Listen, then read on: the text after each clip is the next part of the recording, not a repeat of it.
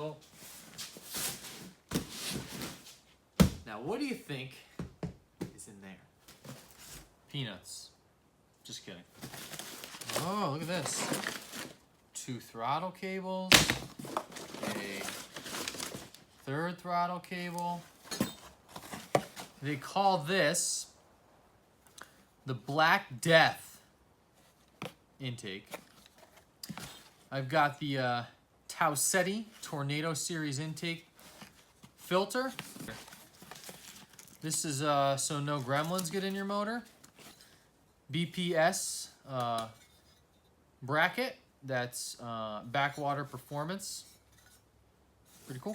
A Mikuni 42 millimeter carburetor.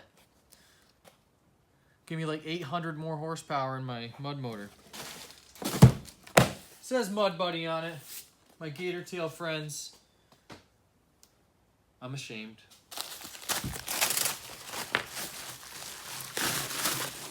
Oh, yeah. See, that's cool looking right there.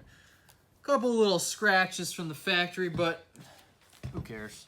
I'm going to put more of them on there. This is a black chrome BPS. There it is. Backwater Performance Systems exhaust. Pretty much gutted, I guess. It's got some flex joints here, so they reduce the flex on your motor, or excuse me, on your exhaust. And it is hot. Caution. For lack of a more scientific way to figure out if this changes the sound, which I'm sure it will, I'm going to set my boat 3.5 feet, about 6 feet from the garage. You're set up at the garage.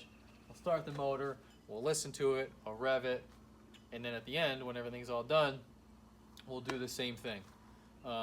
Full disclosure, if you plan on putting an exhaust and you plan on putting the intake and carburetor on, you're probably going to void your warranty.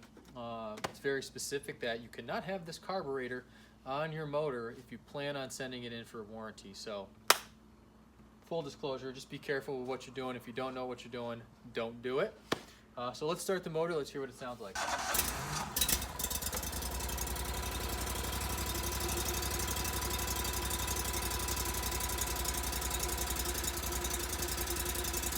Maybe you'll be able to tell. I'll rev it up a couple times. Let's see what it sounds like at the end. Same distance.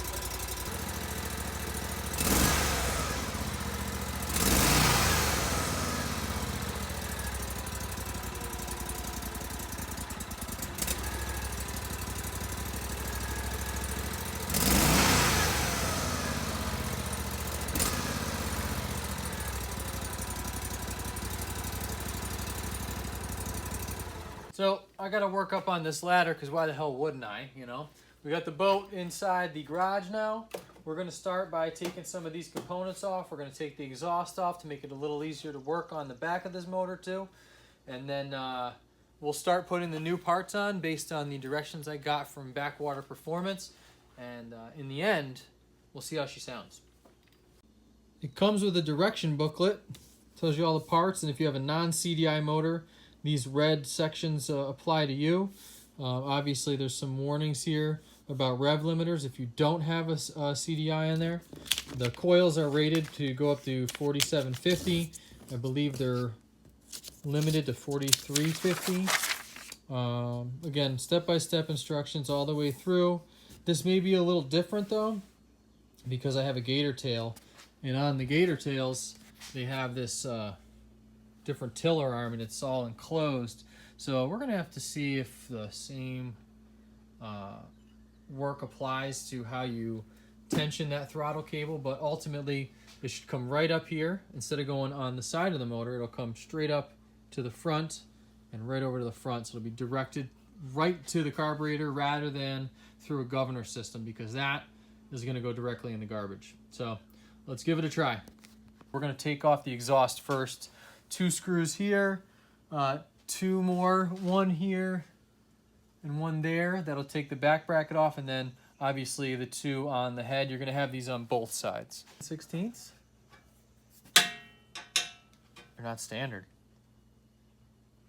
They're metric. For shame. 12. It's a 12. There we go.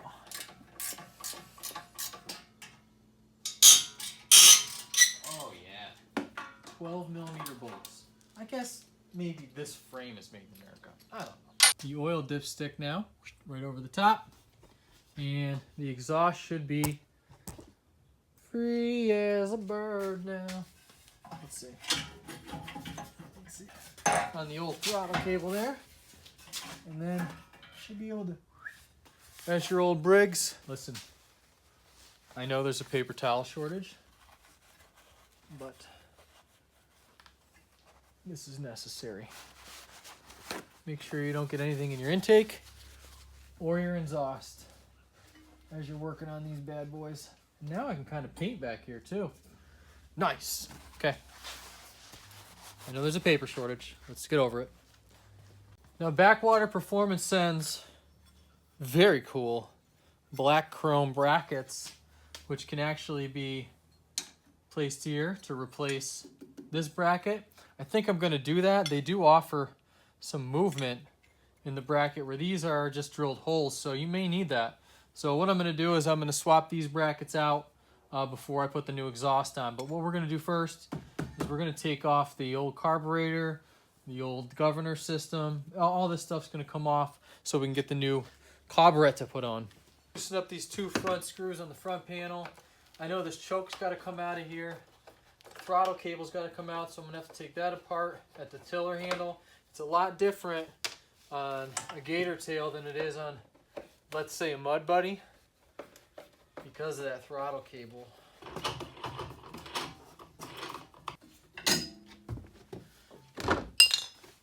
Grade 8 bolts, grade 4 bolts.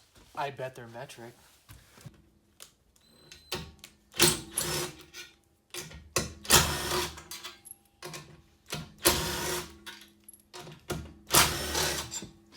On into the carburetor.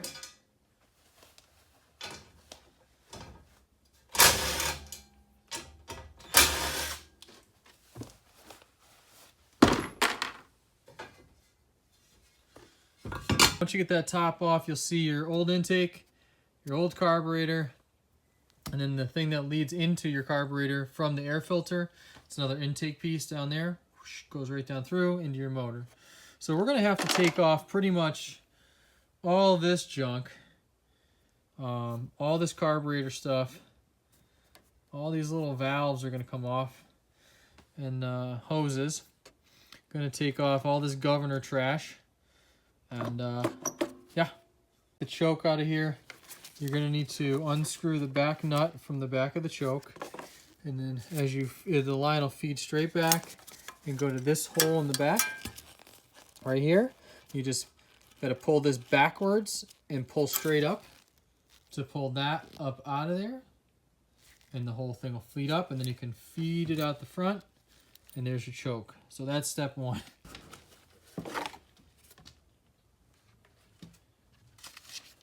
Okay, it's all open now, so we're going to need to do a couple things. We can leave this hose on here before the intake because that doesn't need to come off. That's to the pump. This is going to be unscrewed with these 3 bolts. There's 2 bolts here to unscrew, and there's some bolts in the back, and then this whole assembly will start to shift up. Then you just have to take the governor arm off that's attached to this assembly here. So when you hit the throttle, it tells the governor to work. This is the governor arm here. We're going to lock that governor arm out, so with that assembly as we go. I've already taken out the throttle cable, which goes around the back of the motor. I'm going to show you how to take apart the GatorTail one here in a second, so keep going. All right, don't forget paper towels. You want to get them down in here so you don't drop anything in there. My assembly is pretty much disconnected. There are some hooks here. I'm actually going to pull it all out in one unit, so I'm going to take this back bracket off and then be able to lift this all out in one unit once I get the governor detached. So you've got to take a couple of things off the back here. This is a frame that holds everything on. I don't necessarily think you need to use this in the future, but I am going to put the bolts back in to hold it all in.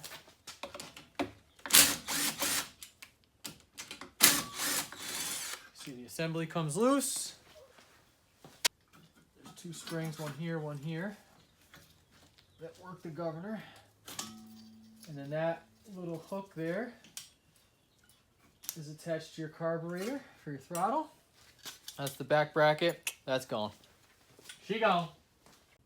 So that's how it ought to look when everything's taken apart. I am going to tape this right here. I'm not 100% sure if we use that again. I don't believe we do. Cover this with a rag for now. I'm going to actually put some paper in there. While we're doing some of the other work, I'm going to take time to spray paint all this black because I know they couldn't reach it when they sent the motor out to me, so that's going to get spray painted black. And finally, these are all the pieces that are going to come off your motor. I'm going to save all this stuff, put it upstairs in the shed so that if I ever need to put it back on for whatever reason I can. But that's all the old stuff.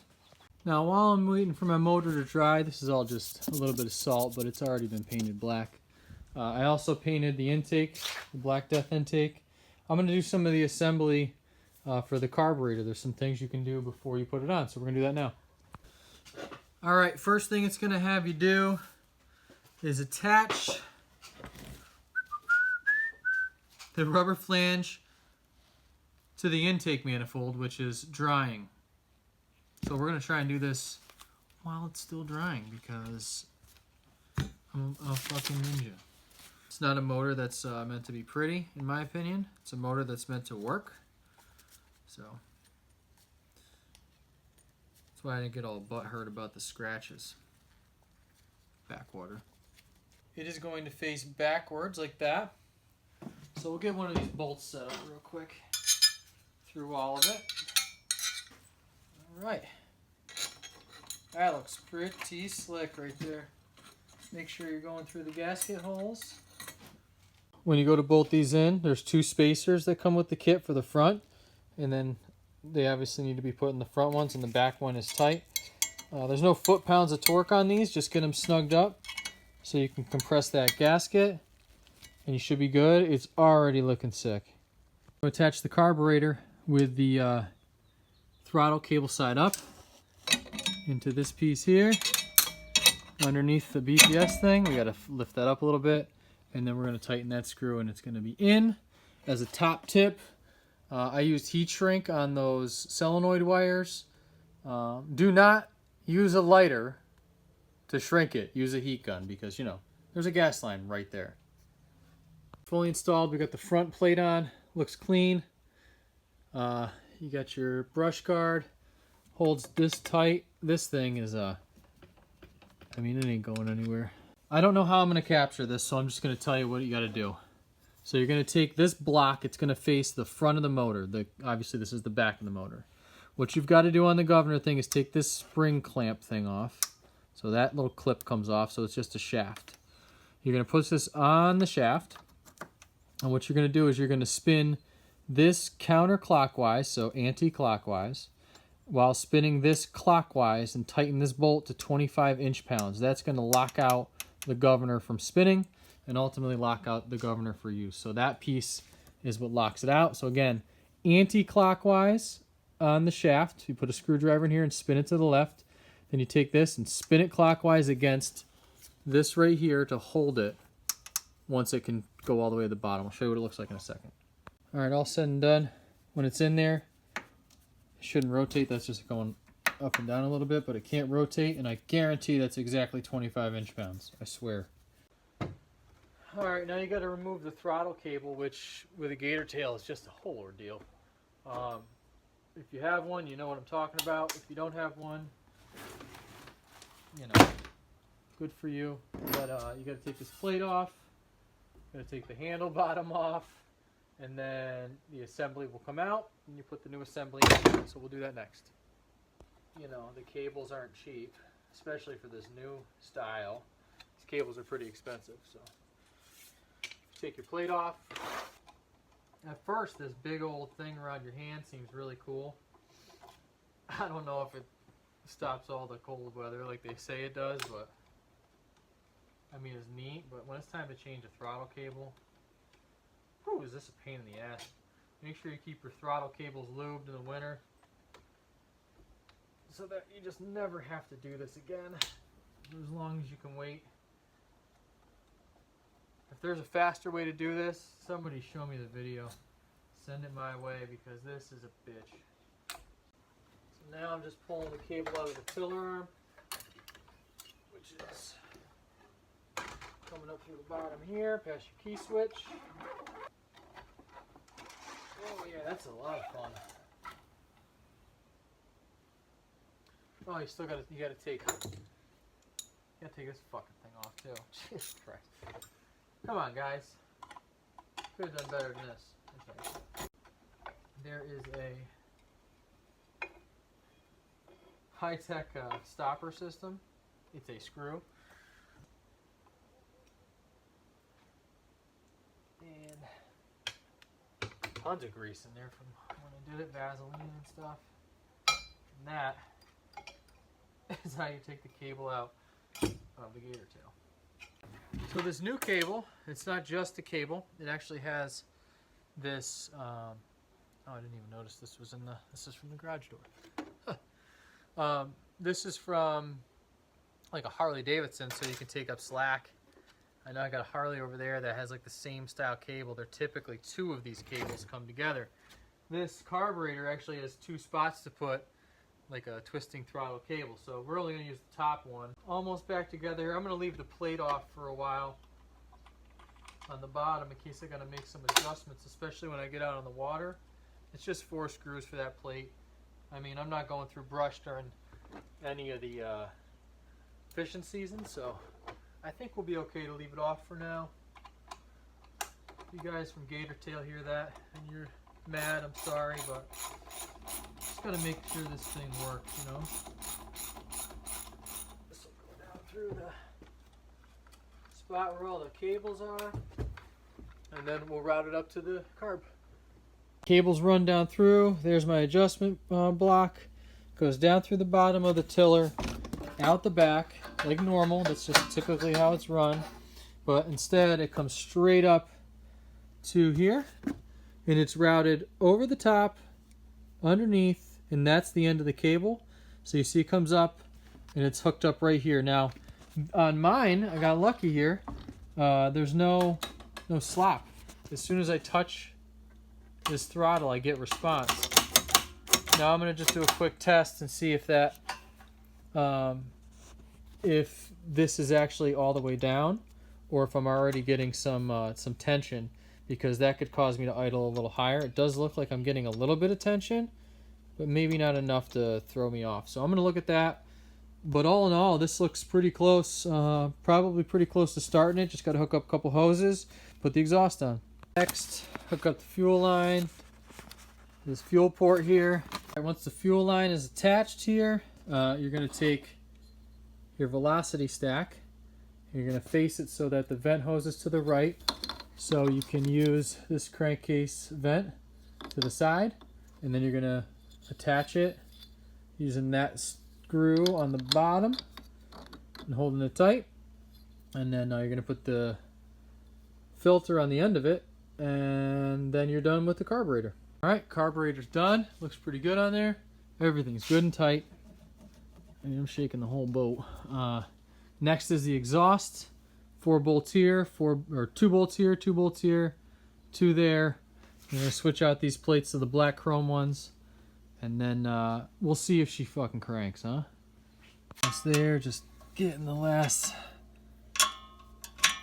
bolt into the head up here for the exhaust. Then I just got to put these 4 in on the bottom and tighten these down, and then we'll be able to feed her full of fuel and attempt to crank it. Do that. The bottom part of your exhaust, the front bracket, you're going to need to reuse the 2 8-grade 12mm bolts that came with it to go into the bottom part of the head. I'd say she looks pretty badass. Obviously, you'll notice that I put a spotlight on the back of this. They make a bracket for the Mud Buddies, but this worked good for me. So this is a little overflow from the carburetor. Gas line set up. We're going to pull her outside and see if she runs. Alright, we hit all the marks. Remove the carburetor, attach the carburetor and brush guard. Attach governor lock. Remains to be seen what the hell that does. Attach throttle cable. Attach fuel line and filter. Got it. Attach rev limiter. Don't need to. It's CDI model. Test. If you have a fuel line bulb, pump fuel into the carburetor. If you don't have a fuel, blah, blah, blah. Pull the choke to start the engine if the engine idles higher than 1200. Mess with the cable.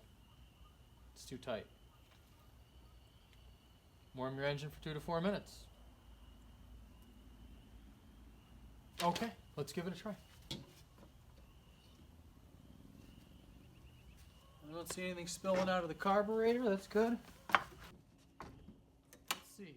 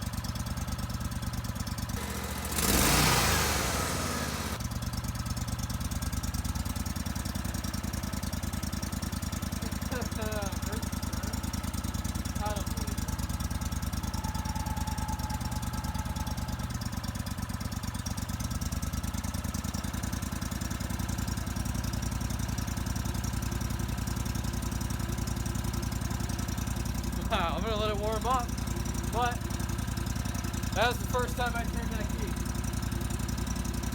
I'm impressed.